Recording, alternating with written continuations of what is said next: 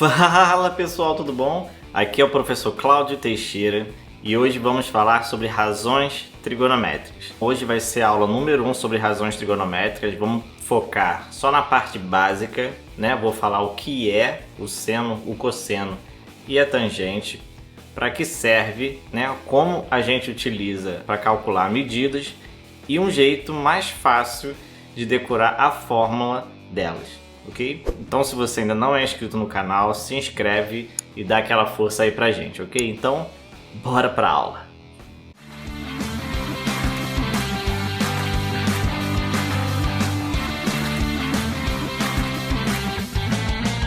Então, pessoal, já que na aula, deixa o seu like para você não esquecer e vamos lá.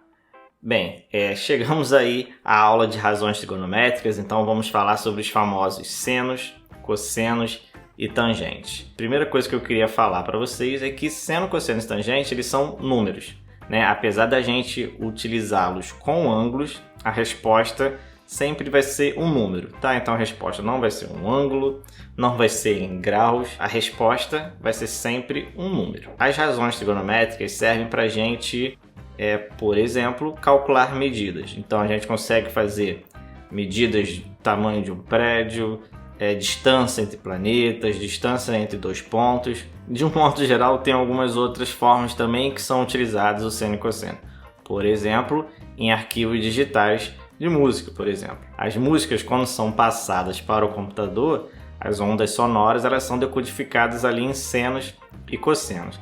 Mas isso daí já é uma matemática um pouco mais avançada e hoje a gente vai focar só na matéria ali do 9º ano, que é medir tamanho com a ajuda dos senos, cossenos e tangentes, ok? Então, vamos para a aula, vamos lá. Então, a primeira coisa que eu tenho que falar sobre razões trigonométricas é que elas são utilizadas ali no nosso famoso triângulo retângulo, somente em triângulos retângulos, inicialmente. Ok? Então, um triângulo retângulo, você já deve estar careca de saber que ele vai ter um ângulo reto. O lado oposto a esse ângulo reto a gente chama de hipotenusa e os outros dois lados a gente chama de catetos. Isso não vai mudar nunca. O que vai mudar um pouco agora quando a gente está estudando em razões trigonométricas, que além do ângulo reto que aparece ali, a gente vai ter um outro ângulo que também vai aparecer para ajudar aí nas contas. Tá? Então eu vou pegar um ângulo que eu vou chamar de alfa. Tá? Alfa é uma letra grega. Normalmente ângulos em matemática a gente utiliza letras gregas, então aí vão aparecer o alfa, beta, gama. Não precisa se assustar, é só uma incógnita qualquer. E além disso, os catetos agora eles também vão ter nomes especiais, tá? Eles não vão ser chamados somente de catetos. Então, por exemplo, quando eu olho ali o ângulo alfa, eu vou fazer o mesmo pensamento que eu fiz ali para achar a hipotenusa. O que eu fiz? Para eu achar a hipotenusa eu não peguei o lado oposto ao ângulo reto? Agora eu vou pegar o lado oposto ao alfa. Então esse cateto que está oposto ao ângulo alfa, a gente vai chamar de, pasmem vocês, cateto oposto, tá? Porque ele está oposto ao ângulo alfa. E o outro cateto que está encostando nele, a gente chama de cateto adjacente, certo? É claro que essa nomenclatura depende ali da posição do ângulo, né? Eles não vão ser sempre cateto adjacente embaixo e o cateto oposto ali na vertical, tá? Depende da posição do meu ângulo. Então, por exemplo, se eu tivesse um ângulo beta ali, né?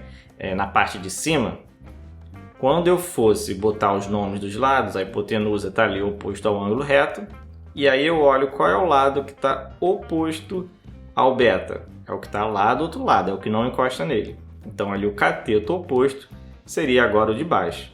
E o adjacente estaria ali na vertical. Então cuidado, porque quando eu falo em cateto oposto, ele tem que ser oposto a alguma coisa. E nesse segundo caso aí ele está oposto ao beta.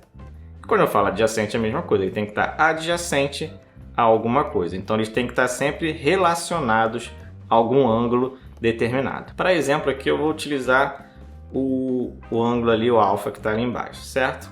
Então, quando a gente fala de razões trigonométricas, agora a gente vai começar a falar aí de razões trigonométricas em si, eu tenho que calcular o seno, o cosseno e a tangente de um determinado ângulo. Na verdade, seno, cosseno e tangente, eles são razões, né? Lógico, razões trigonométricas, referentes a um determinado ângulo, ok?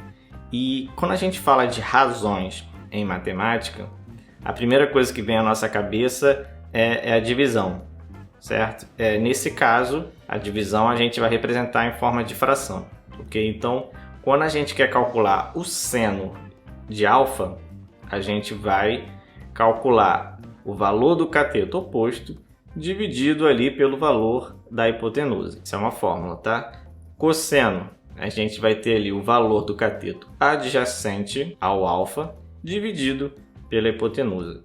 E a tangente de alfa vai ser o valor do cateto oposto ao ângulo alfa dividido pelo cateto adjacente do ângulo alfa, tá? Então essas três fórmulas, elas salvam vidas, tá? Então aí a gente vai ter que decorar, né? Sinto informar, mas vocês vão ter que decorar. E aí tem um jeito de você decorar essas três fórmulas de um jeito um pouco mais fácil, que é a famosa técnica do só cá toa.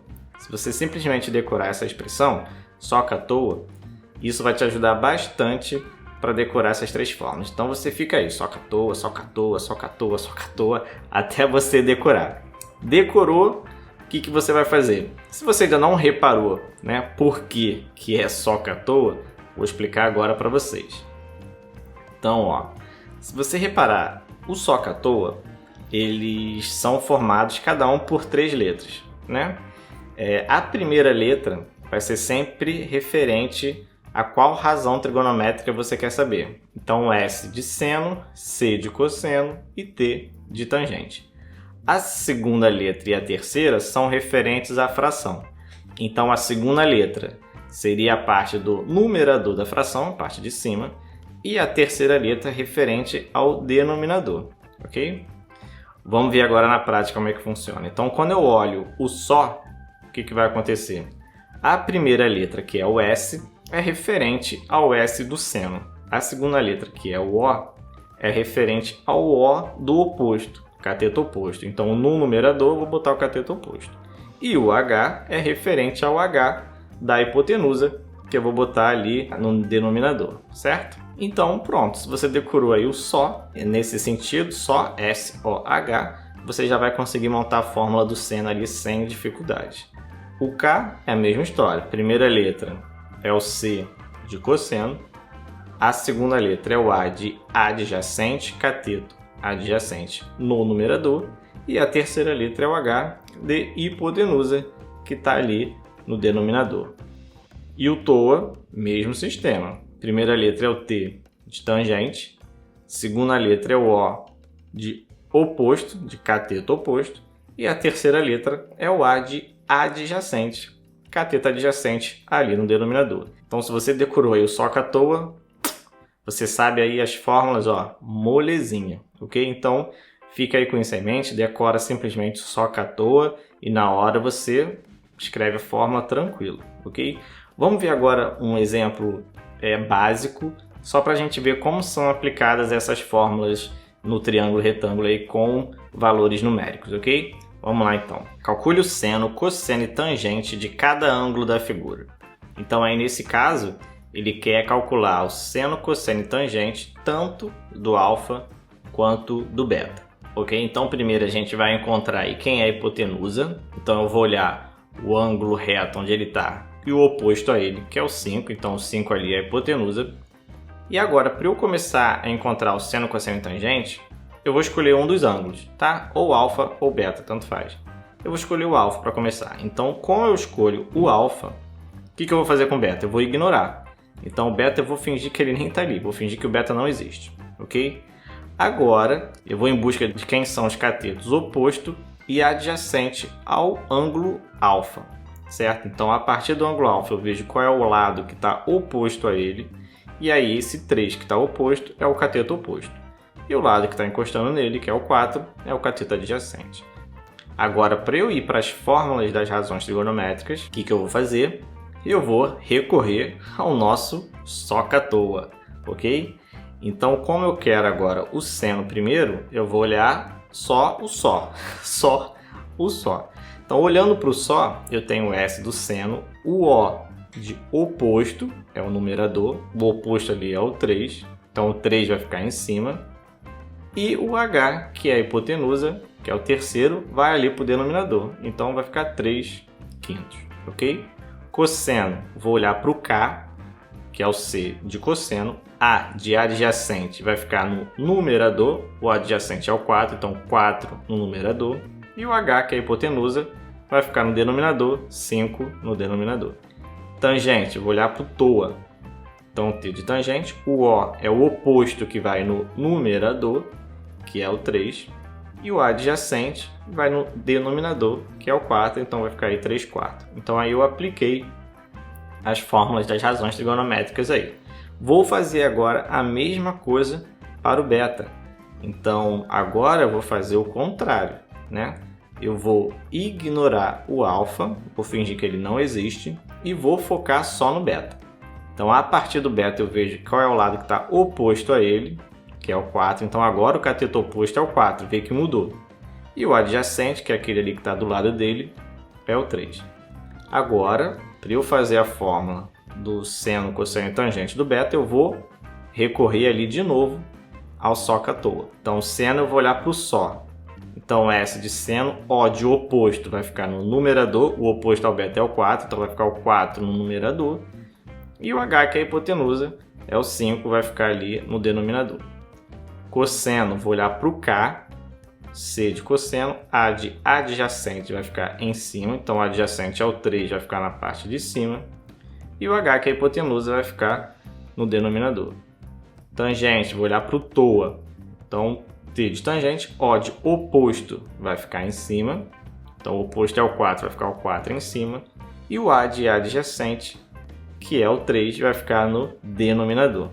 Certo? Então aí a gente veio com um exemplo bem simples, só para ver como que é a aplicação dessas fórmulas em um triângulo retângulo com números em si.